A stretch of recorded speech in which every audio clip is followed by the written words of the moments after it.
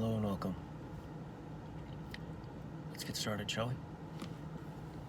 Hands on your heart, prayer position. Above your solar plexus, fingers pointing up. If you're sensitive when you do this, you'll feel the love energy coming out of the heart chakra above the solar plexus being directed towards the crown. To the divine supreme God, creator and source, divine Father, beloved divine Mother, to all the healing angels, the holy angels, the archangels, to all the spiritual teachers and all the spiritual helpers, take this time now and invoke for your spiritual teachers.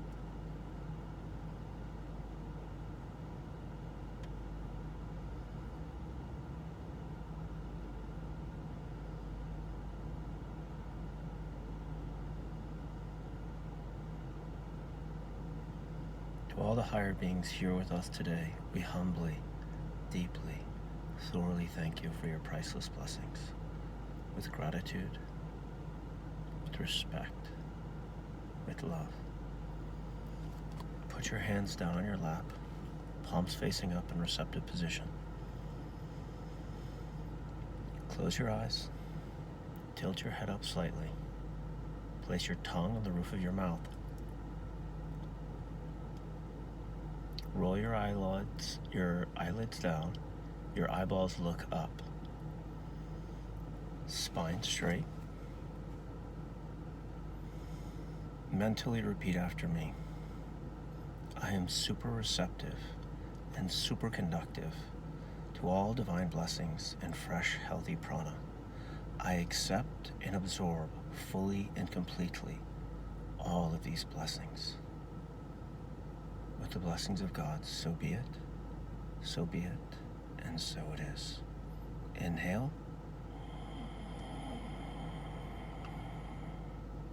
Now for those of you who are in an appropriate place, inhale the fresh, healthy prana from the earth. Go. You simply imagine you're in a big ball, and the ball starts sucking in the healthy prana, okay? If you're in a prosperous place or near a prosperous place, say, I declare, will, and decree that I accept and absorb all fresh, healthy prosperity energy. Inhale it now.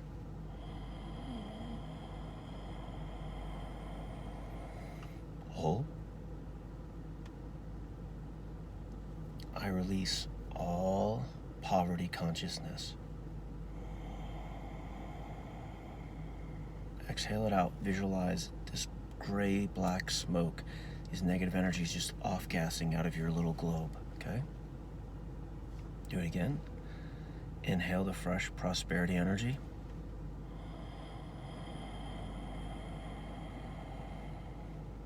Hold. Feel the basic get stronger. Exhale, release all poverty consciousness.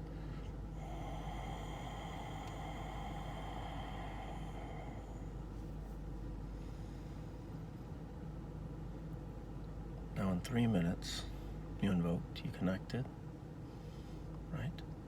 You felt energy coming in, you felt energy coming out. It's literally that simple. You can do it with just about any other energy.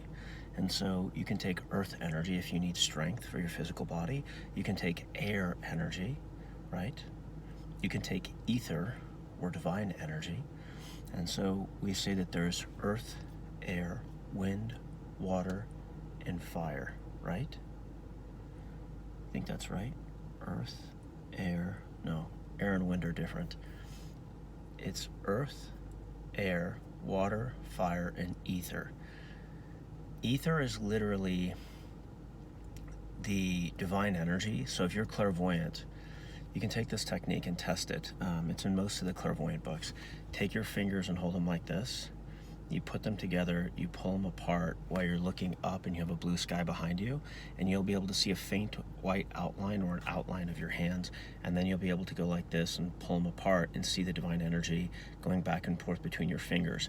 This is a mild energy cord. You can cut them. If your hands are really energetically congested, you might have to clean them with lavender soap, tea tree, and some clean white table salt, okay? That would purify the hands. You really want to be mindful when you're doing this to let go, because if you come with preconceived notions, it blocks it. And so that gives you the ability to perceive. Another test that you can do is you can take your fingers like this, apologize for my dirty hands, okay, and put it up above your head, right?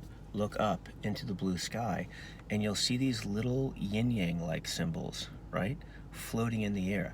That's air prana, okay? You don't have to be clairvoyant to do this. Virtually anybody can do this, and if they're willing to pay attention, it's fairly easy to get it on the first try. If you don't get it on the first try, you probably need an energy healing session to clear energy cords out of your eyes, because those are blocking you from actually seeing. If you ever read the Christian Bible, you heard Jesus say something to the effect of, you see the stick in his eye, but you miss the log in your own. And what he's actually referring to is, if you stare at somebody, if you've ever given anybody the evil eye, or somebody pissed you off to the point where you like stared them down, okay? Or you see a sports athlete or a boxer, they're staring down the other person. This is literally taking a negative energy connection, emanating it out of the eye and emanating it towards the other person. Okay, you have to be careful with this, because, you know, if your mom ever gave you the evil eye for stealing too many cookies out of the cookie jar, you know what I'm talking about, right? And she doesn't necessarily even have to be in the same room, which is kind of interesting, because it's a connection energetically. It goes through the ether, right? So it's a dimension that's within this, and some people struggle with that because they don't feel and see this dimension all the time. And as somebody who feels and sees this dimension, a lot of the time, it's not always fun. So I wouldn't really rush out to develop your clairvoyance. Not unless you live next to a very natural, healthy forest with a lot of big trees and very few people, okay? Living in a city is very challenging with high level of clairvoyance, and it can be quite terrifying at times. But the reason why I'm offering these tools to you is it helps you understand the breath work, okay? So the goal is, wherever you're at, in a car, wherever you are, like, so for me, I'll drive up and down the beach, especially sunrise, sunset. It's very, very beautiful, right? Leave the windows down, and I'll be doing auric breathing in my aura, exhaling my aura, inhaling my aura, and I'll be absorbing fresh, healthy prana because of the trees, the beach, the ocean, and fresh, healthy prosperity energy. Because there's a lot of extremely wealthy, affluent, opulent homes there. There's a lot of wealth there, and so you can absorb that prosperity energy. Does that make sense? And so they say the 5 people you spend the time around the most are going to be the sum of your energies, because those are the people you're interacting with. And if you understand what energy connections are, positive and negative, if you're constantly building positive connections with other people, then you grow your aura. If you make the mistake of coming home and telling your spouse or your family or your friends about how your job sucks, then you darken, densen, and shrink your aura, right? So if words cast spells, be careful what spells you cast, okay? Now, why am I telling you this? Because when you're doing your meditation, in anywhere, anyhow, like in a car, at the beach, in your desk, at a cubicle, in your office, wherever it is, within 5 minutes, you can invoke, connect, right? Feel the energy around you, open the heart, open the crown, flood the energy in from above if you need to, or absorb the energy from in the room. Now, a couple of things you want to test. You can do the egg test, the cactus test.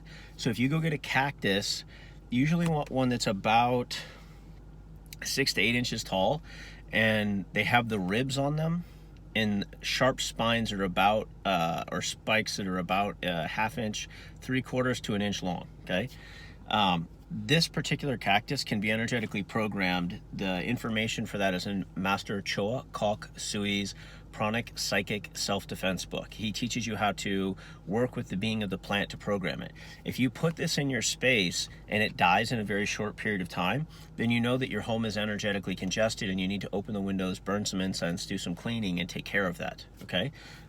Just for perspective, in one case, I went into a house that was so congested with unwholesome thought forms, I just basically picked the thing up, walked around, after it had been blessed and programmed, it collected all those thought forms, and then we took it outside, and within an hour or two, it was dead.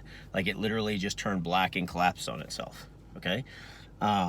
So there's a relativity to it. You might need 10 cactuses in a house like that just to clear it out, and there's many other things you would have to do. You can take a lemon or an egg, okay, and just place it on like your kitchen counter, your desk at work. If it starts to go rotten and bad within a few days, like it's moldy, whatever, you know there's a lot of negative energy in there.